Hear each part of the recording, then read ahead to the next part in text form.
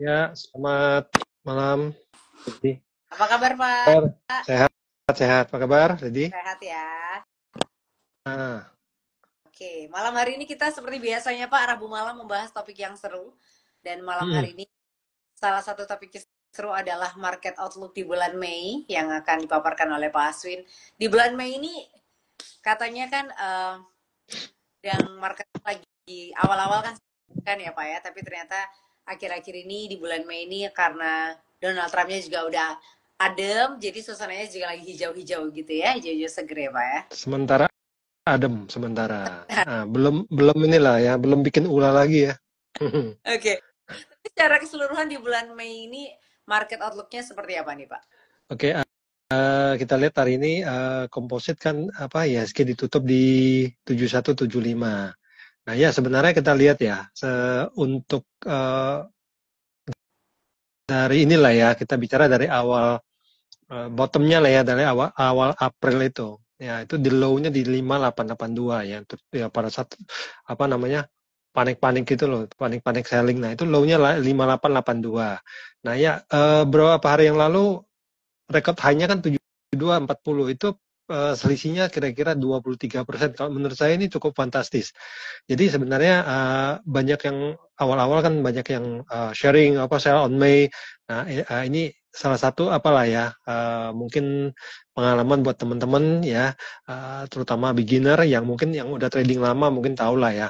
Jadi ini kita lihatlah bagaimana pergerakan pasar. Jadi jangan terlalu apa namanya terlalu kayak sugesti lah. Jadi sebenarnya tapi untuk hari ini kondisinya IHSG itu memang lebih kurang tertahan baru melewati ini sih namanya resisten moving average 200. Nah, ini salah satu penentu ya. Cuman dari bawah pergerakannya itu slope-nya itu seperti ini. Jadi naiknya signifikan ya dan apa namanya continue tanpa ada satu koreksi-koreksi yang sehat ya. Nah, saya rasa sih ini cukup buat saya ya cukup was-was sih kondisi hari ini ya. Nah ini terutama saya lihat IHSG ini 2 bulan terakhir inilah ya ditopang oleh terutama basic industry ya saham-saham kayak Antam, BRPT ya kayak Inco, INKP dan NICL ya. Nah itu memang pergerakannya wah, fantastis sekali ya. Belum sektor-sektor lain kayak finance, kayak properti, healthcare. Nah, itu pergerakan naik semua rata-rata seperti itu. Cuman ya balik lagi saya bilang saya sharing ya kepada teman-teman ini kondisi sekarang kok buat saya itu kurang nyaman ya, kurang nyaman karena tidak ada koreksi-koreksi yang sehat. Ya, jadi kalau memang teman-teman yang trading udah lama mungkin paham lah ya. Kenaikan ini yang apa signifikan seperti ini itu nggak mungkin bertahan selamanya. Pasti akan ada waktu-waktu orang-orang profit taking. Jadi buat saya sekarang ya memang agak overheating sih kalau IHSG ya rada overbought. Jadi ya, buat teman-teman inilah ya agak berhati-hati ya, jangan agresif ya. Kita harus terutama stay disiplin ya, terutama dengan trading plan. Nah ini penting banget ya. Dan kita untuk psikologi kita kondisi hari ini saya yakin lah ya banyak teman-teman yang mungkin secara porto positif ya hijau ya, tapi jangan hal ini menjadikan kita jadi overconfidence. Nah ini berbahaya sekali itu. Kira-kira outlooknya seperti itulah. Untuk potensi kedepannya gimana nih, Pak? Pergerakan ke depan naik sih masih ada potensi, masih ada room gitu ya. Cuman memang sudah agak terbatas sih. Saya sih mengexpect ada koreksi lah ya, koreksi kecil kalau bisa, ya koreksi kecil sebelum bisa naik lagi. Jadi ada kesempatan teman-teman buat yang punya trading plan ya, stop loss misalnya kena gitu ya, nanti mungkin bisa buy on weakness seperti itu. Tadi Room untuk kenaikan masih ada, cuman sudah agak terbatas seperti oh, itu. oke, itu untuk kedepannya ya, Pak ya. Betul. Tapi tadi Pak Aswin sempat bilang juga bahwa memang seperlu itu kita punya trading plan gitu ya. Tapi kenapa trading plan? Keuntungannya apa kalau misalnya kita punya trading plan? Oke, ini mungkin terutama buat teman-teman yang belum lama atau beginner seperti itu ya. Nah, trading plan ini kalau di saya itu ada dua. Satu itu initial trading plan, ya.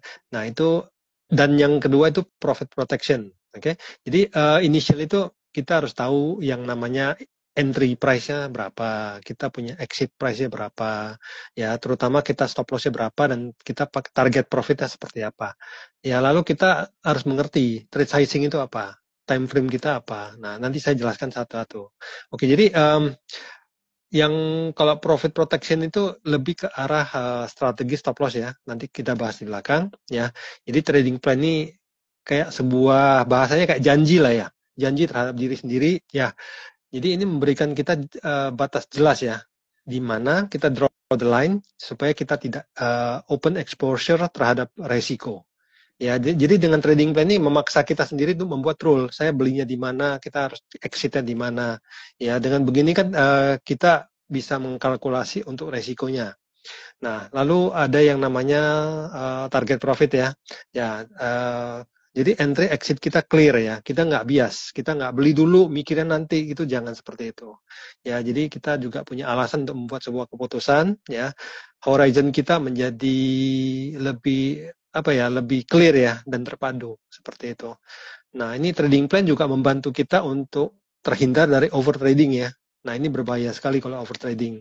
Kita juga bisa keep track ya. Kita kenapa profit, kenapa loss seperti itu ya. Jadi otomatis posisi kita yang awal-awal mungkin ya di market itu seperti gambler gitu ya. Kita akan menjadi market operator lah yang mengerti bagaimana jalannya market sendiri ya.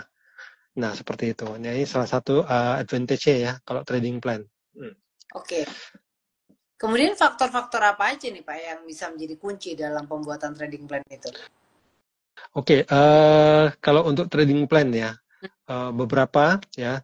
Satu itu yang pasti kita mesti ngerti dulu tipe trader kita apa. Karena trader ini kan macam-macam ya, ada scalper ya, itu tradingnya pendek sekali, ada yang intraday ya, mungkin pagi beli sore jual, ada swing trading ya, time frame-nya, nah ini beda-beda ya, ada trend trading, nah ada position trading.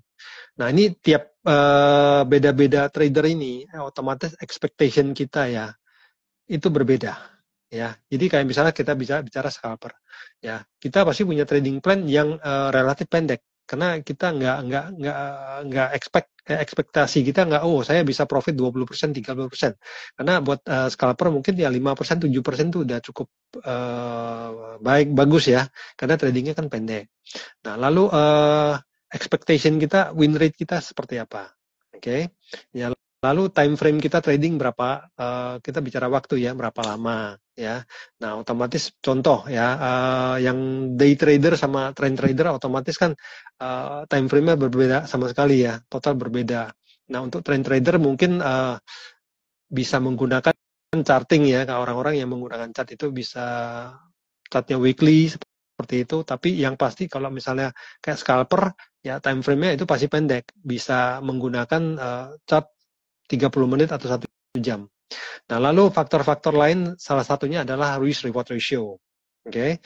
Nah, kita resiko kita berapa, target kita berapa. Nah, kita akan kalkulasi itu. Nah, lalu berikutnya faktor-faktor lain yang terutama penting ya. Analisanya apa dulu nih?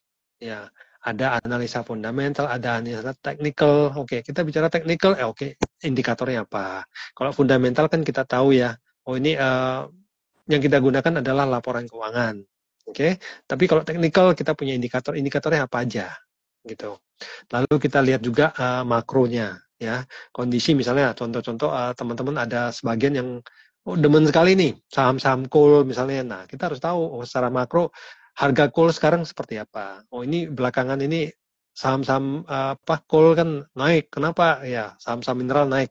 Karena kenapa? Karena mungkin harga-harga komoditi sedang bagus. Misalnya ya harga nikel seperti apa. Kalau kita seneng saham-saham yang agro seperti sawit, kita harus tahu harga CPO seperti apa. Lalu diperbankan gitu ya. Nah misalnya suku bunganya seperti apa, kurs seperti apa. Jadi intinya kita punya analisa membantu kita untuk menghindari memprediksi. Oke, jadi kita bisa fokus on what's happening, apa yang sedang terjadi, ya, bukan apa yang menurut kita akan terjadi. Nah ini kalau misalnya contoh teman-teman yang tadi ya kita bahas, sell on May, jadi sebelum Mei, tutup posisi semua, nah kan kecele. ya kan? Ternyata Mei naik, ya kita harus ngikutin lah, ya market tuh seperti apa, arahnya seperti apa. Nah itu salah satu faktornya. Faktor lain mungkin ini ya, yang menjadi sinyal buy sell itu triggernya apa? Oke, ada price action, ada indikator, bisa juga analisa volume, ya. Nah contoh kita ngerti, contoh beberapa apa ya BUMN perusahaan-perusahaan besar misalnya ya kan banyak yang melakukan buyback. Nah itu kan biasanya kalau kita tahu kita bisa menganalisa volume kan kita bisa ikutan. Nah biasanya harga akan ikut terdongkrak naik seperti itu. Nah seperti itu ya, kira-kira seperti itu ya. Masih banyak sih tapi nggak apa ini ya apa konsep intinya itu kira-kira. Oke. Ini tadi kan Pak Aswi sudah ngasih tahu ke kita ya seberapa pentingnya dan jika kita melakukan trading plan, kemudian faktor-faktor apa yang mempengaruhi trading plan itu sendiri. Nah, tapi dari pernah nggak nih Pak punya pengalaman pribadi gitu ya, bisa di-sharingkan pengalamannya dari trailing stop loss sebagai salah satu trading plan itu? Pernah nggak? Oke. Oke lah, nanti saya sharingkan ya salah satu posisi saya ya yang sedang menggunakan trailing stop loss ya. Oke. Nah, jadi trailing stop loss itu adalah salah satu dari trading plan. Jadi kita trailing ya, dalam arti kata trailing itu kan kita udah profit ya. Nah, kalau saya pribadi ya, saya melakukan trailing stop loss ini minimal ya. Kalau profit saya minimal sudah 20%, baru saya trailing stop. Gitu. Okay. Jadi kadang-kadang ada orang, ada teman-teman yang udah naik 5%, 7% langsung trailing stop. Nah, ini agak, kalau menurut saya sih agak terlalu ini ya, terlalu apa ya, terlalu konservatif lah. Karena kita harus kasih jarak. Jadi trailing stop itu gini, kita setting satu harga ya, selisih dengan posisi high. Jadi kalau harga ini bergerak naik, trailing stop ini akan bergerak mengikuti jarak yang kita tentukan. Kalau harga naik, dia akan otomatis set stop loss sendiri. Ya, jadi pengalaman saya contohnya gini, misalnya dalam satu hari, ya kadang-kadang mungkin teman-teman ngalami lah ya. Oh punya posisi yang belum mengalami, jangan khawatir, akan ada waktunya. Jadi tiba-tiba dalam satu hari ternyata ada news dan lain sebagainya. Oh ternyata saya contohkan BRMS ya. Mungkin 2 hari yang lalu ya. Wah itu atau kemarin ya masalah ya. Nah itu dalam satu hari tiba-tiba naik 12%. Nah seperti itu. Jadi kan kita nggak tahu seperti itu. Kita nggak, kecuali kalau kita memang mantau terus ya. Nah jadi pada saat itu misalnya dia kenaikan 12%. Tapi kalau kita setting ya mengikuti posisi high-nya 5%. Jadi begitu naik 12%, stop loss kita otomatis ngikutin ini naik juga 12%, kira-kira seperti itu. Karena jarak begini. Tapi kalau begitu dia turun, kena ya. Nah, dia akan otomatis stop out. Jadi kita nggak usah harus melakukannya secara manual.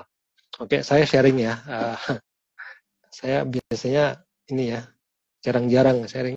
Ini kebetulan ini satu case aja sih. Nah, ini teman-teman mungkin lihat ya. Nah, ini posisi saya, oke, untuk saham BTPS, oke, dimana saya nggak ngerti sih cara sharingnya ya, bisanya begini ya, agak brutal ya. Pak, kalau ini di gimana? Balik Pak, kalau nggak kamera handphonenya dibalik ke arah layarnya. Ini bisa ini posisinya kebaca nggak? Kebalik ya? Kebaca. Taking profit 4,1%. Ini floating. Okay. Oh, floating ya? Floating. Nah. Oke. Oke, nah ini entry price saya 910. Oke, posisi terakhir itu 1305. Nah, ini saya contohkan ya. Jadi BTPS ini, oh ya, mungkin teman-teman mungkin ya saya sharing kepada teman-teman ya, mungkin ada yang bilang wah ini mungkin bukan punya Pak Aswin sendiri. Nah ini saya sharing lagi nih ya, ini mungkin kelihatan. Oke. Ya. Nah kira-kira seperti ini. Nah ini yang dari atas nomor 5. Oke.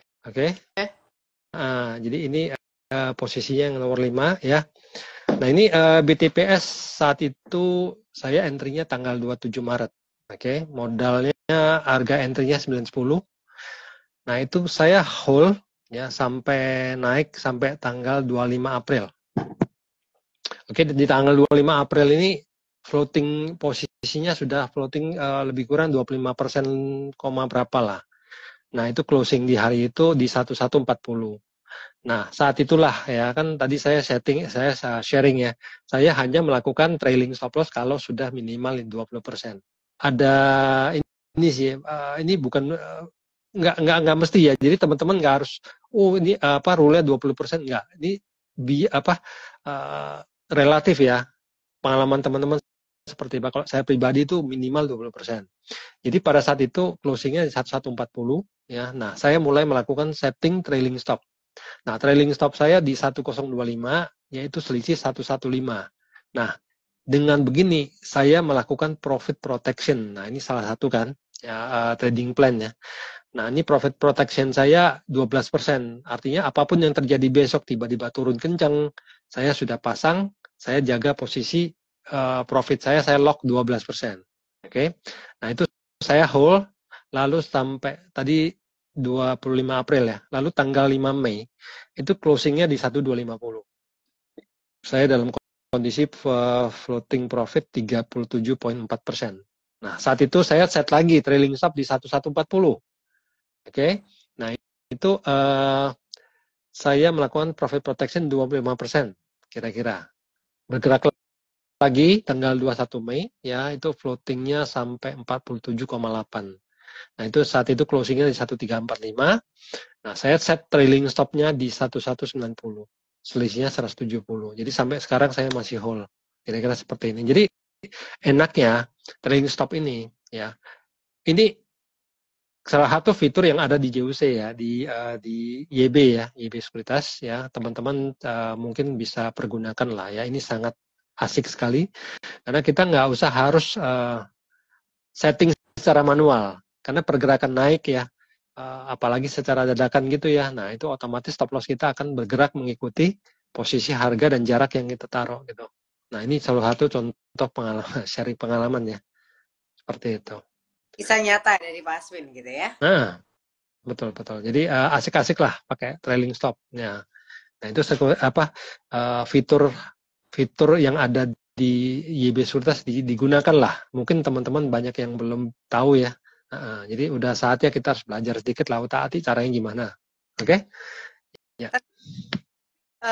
Apakah semua trader ini memang disarankan Pak untuk menggunakan strategi profit protection stop loss?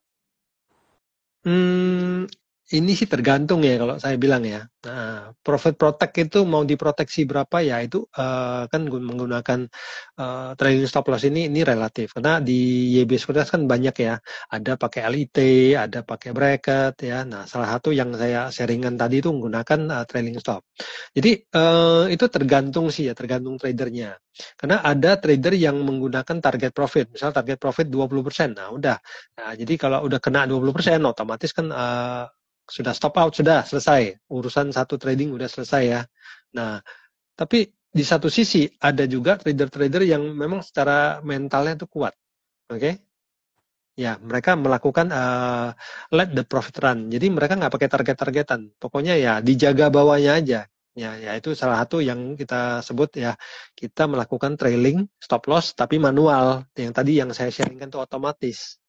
Oke, jadi manual. Jadi mereka biarkanlah sampai benar-benar end of the trend ya, mereka baru ya udah exit gitu ya.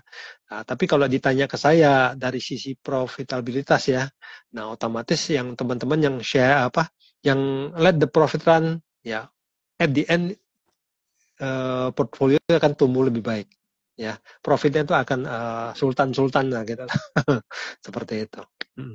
Oke. Tapi ini Pak, kalau misalnya kita sebagai trader gitu ya, sudah punya trading, masih bisa mancing nggak sih? Atau masih bisa. gagal banget itu? Masih bisa, sangat bisa ya. Jadi inilah kenapa di dalam trading gitu ya, jam terbang itu penting. Karena banyak orang ya kalau pengalaman saya banyak orang biasanya 1-2 tahun itu crucial.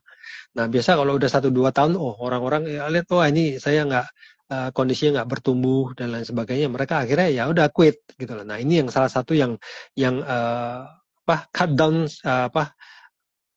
apa ya namanya jam terbang kita. Karena kondisi market itu kita trading ya, dan saya sendiri juga ya, saya kan manusia juga.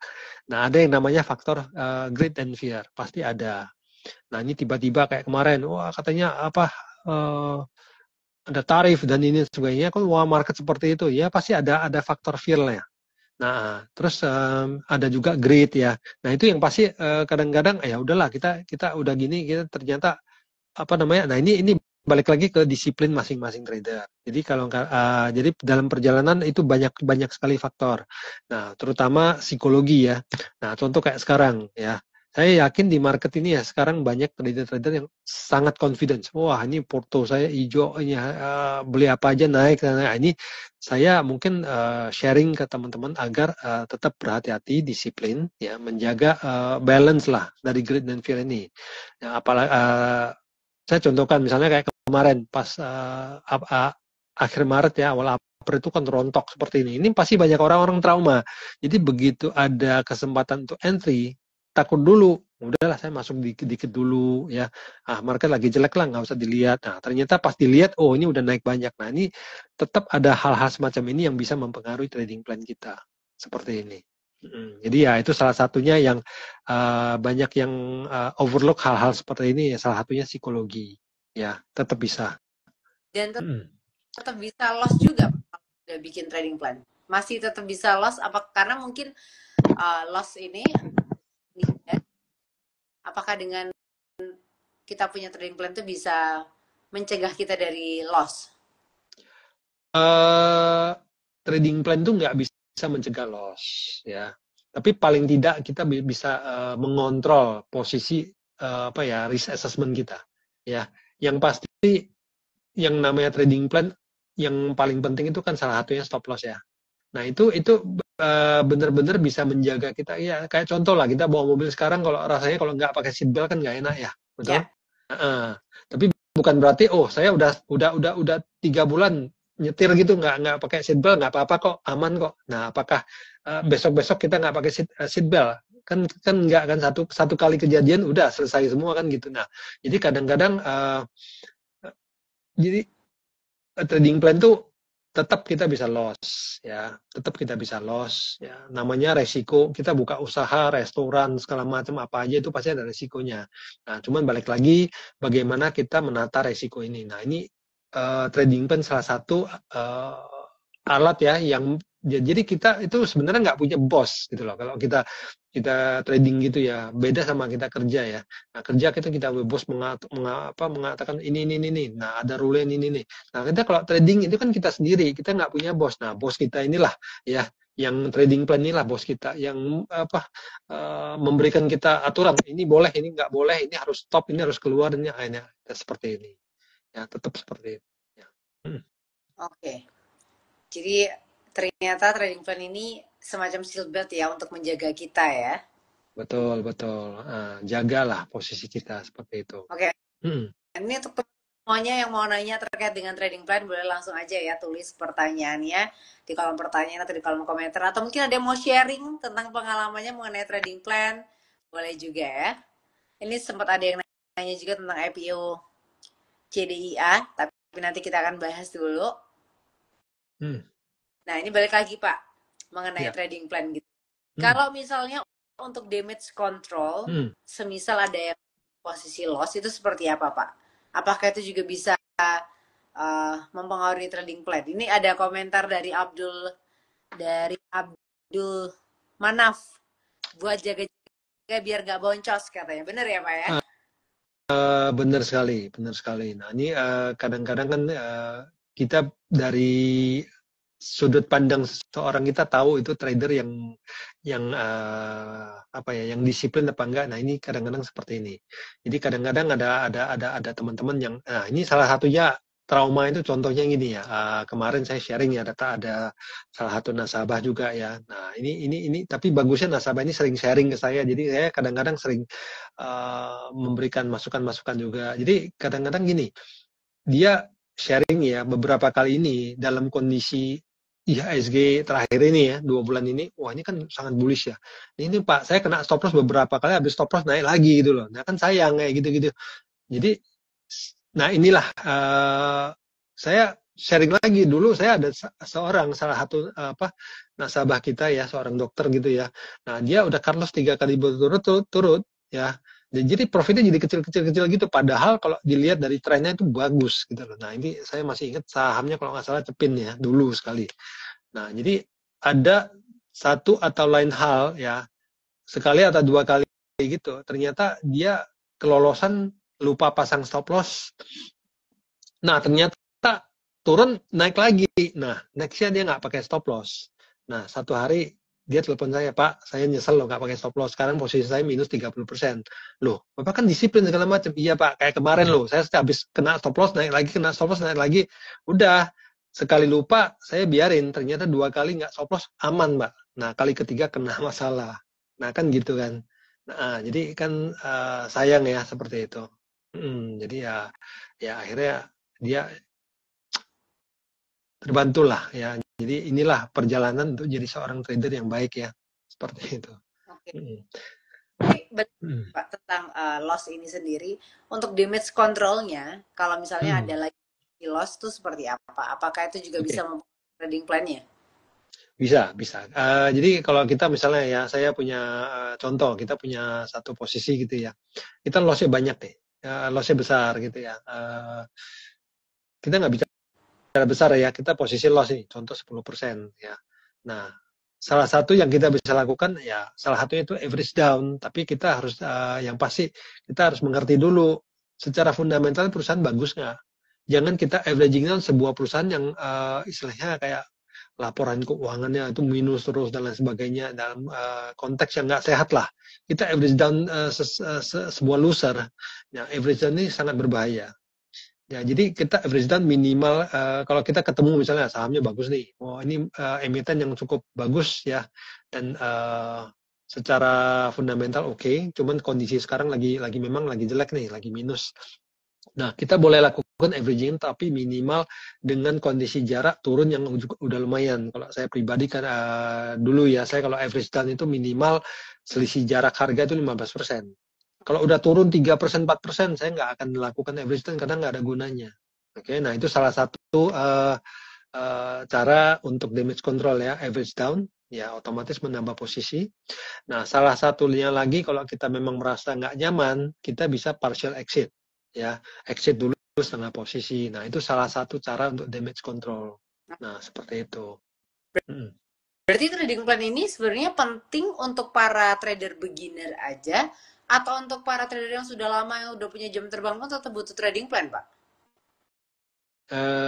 Kalau memang kita bicara ini ya, lama itu seberapa lama. Kalau kita bicara lama, kalau buat saya minimal 3-4 tahun lah kalau udah trading seperti itu ya. Nah, ini kalau kita udah gunakan trading plan selama 2-3 tahun gitu ya. Saya yakin tahun kelima, ketujuh trading plan itu udah kayak kalau kita makan tuh kita mesti minum gitu loh. Ya kan, Udah. kita nyetir kita mesti pakai seat belt. Jadi otomatis seorang trader yang sudah pengalaman ya, trading plan itu kartu mati, itu apa, itu udah pasti gitu loh. Itu udah pasti apa ya namanya, sesuatu yang fix lah, harus dijalankan sebelum saya enter buy atau sell. Nah, itu memang udah prosedur gitu loh, prosedur SOP ya, sebelum kita trading ya. nggak eh, nggak akan nggak akan nyaman lah tanpa sebuah trading plan. Karena kita kalau udah menjalani ini trading apa, namanya jam terbangnya sudah bagus ya, ya trading plan ini mutlak lah. Gitu. Oke. Ini ada pertanyaan nih Pak dari Avendra. Ini TA maksudnya apa ya? Dan biasanya kalau TA bagus harusnya naik tapi stay di sana terus what supposed to? Oke, What supposed TA itu technical analysis ya. Oh, technical analysis. Ini Avendra Hmm. pertama. Saya nggak tahu ya, mungkin kalau setahu saya teknikal ya, teknikalnya bagus nih, contoh nih, ya harusnya naik tapi stay di sana terus ya, harus bagaimana. Jadi oke. Jadi trading itu ya salah satu lagi ya, salah satunya kalau saya pribadi, saya trading misalnya saham-saham kayak saham-saham yang secara fundamental kuat, bagus, dividennya oke. Ya contohnya yang saya pegang itu kayak UNTR ya, contoh UNTR, ITMG seperti itu. Nah, itu buat saya nggak ada masalah. Oke? Ya, kadang memang kalau kita lihat UNTR, di sana-sana aja ya. Posisi saya kadang-kadang naik, kadang-kadang turun di sana-sana, tapi ya secara teknikal harusnya naik. Itu saya nggak ada masalah ya. Tapi untuk saham-saham yang lain selain itu, misalnya saham-saham yang agak pergerakan agak cepat gitu ya. Nah, saya kadang-kadang menggunakan time limit ya. Ya, jadi saya melihat juga salah satu faktor itu time. Jadi misalnya saya pegang sebuah saham, saya entry nih. Saya lihat dalam seminggu ini, ya, secara saya sebelum saya masuk saya pasti ngeliat dulu, oh ini volumenya ada, apa saya melakukan volume analisis. Terus secara teknikal, oh ini loh, misalnya ada breakout. Kadang-kadang breakout dari indikator nih, contoh moving average sudah breakout. Harusnya habis breakout tuh naik nih. Ternyata habis breakout tuh dia sideways lama. Nah, saya kasih waktu biasanya. Kalau udah seminggu ternyata nggak ada pergerakan, ya, dan saham ini bukan saham kayak tadi yang saya bilang secara fundamental kuat sekali. Saya mungkin akan switching sahamnya. Jadi ini yang kita bilang time constraint-nya, kita taruh waktu. Oke? Jadi trading saya bukan cuma masalah angka-angka, naik atau turun, tapi kalau saya pegang ya, oh ini udah seminggu nih, nggak ada pergerakan, ya udah saya memang exit. Karena kenapa? Saya pegang saham semakin banyak, ya saya kan ada yang namanya exposed to risk gitu loh. Jadi daripada saya naik enggak, resiko tetap ada, ya mendingan saya pindah saham lain. Nah, kalau saya pribadi seperti itu mungkin bisa membantu ya, masukan Ini buat mungkin juga nih Pak dari Jordi Avendra. Tadi kan Pak Asim bilang tuh, kalau misalnya seminggu dilihat tidak ada pergerakan baru di switching gitu ya. Tapi biasanya berapa lama sih Pak suatu emiten tuh buat bergerak? Itu relatif sekali ya. Ada yang begitu pergerakan, misalnya contoh ya, tiba dia sideways gitu ya. Banyak sih saham-saham seperti ini. Dia begitu breakout ya, naik nih 7%, 8%. Nah, habis itu bisa 2-3 minggu. Bahkan ada yang sampai 1-2 bulan. Jadi kalau udah begini, daripada saya tunggu 2-3 bulan, nah itu balik lagi kita harus lihat dulu secara historical saham ini seperti ini enggak. Nah, saya banyak ketemu saham-saham yang seperti ini. Dan dia akan mengulang pola yang sama. Jadi breakout, saya nggak tahu breakout itu kenapa. Kadang-kadang bisa jadi ya, setelah saya cek, oh ternyata misalnya contoh ada berita, oh dia mau ngasih dividennya apa bertumbuh ya, lebih besar 20% dari tahun lalu. Nah, dia naik, habis itu udah sideways lagi. Gitu kita pegang lama-lama juga buat apa kan gitu. Oke, seperti itu. Oke, jadi untuk waktunya sendiri tiap emiten tuh relatif ya. Betul, betul. Ada yang saya pegang kadang-kadang saya lihat 3 hari, 4 hari, tapi habis begitu dia naik, saya pegang gitu ya. Nah, ini ternyata volumenya hilang nih. Ya, 3 hari juga saya bisa exit seperti itu. Oke. Kemudian ini pertanyaan selanjutnya dari L Trader. Ini nanya tentang IPO CDIA bagaimana Pak? Apakah akan arah berjilid-jilid? Ini juga ditanyain sebentar. Tadi tuh ada yang nanya satu lagi nih, ada yang nanya tentang CDIA nih ya, sama Avendra juga. Tapi ini sebenarnya di luar topik ya Pak ya. Jadi kalau misalnya mungkin Betul, betul, betul.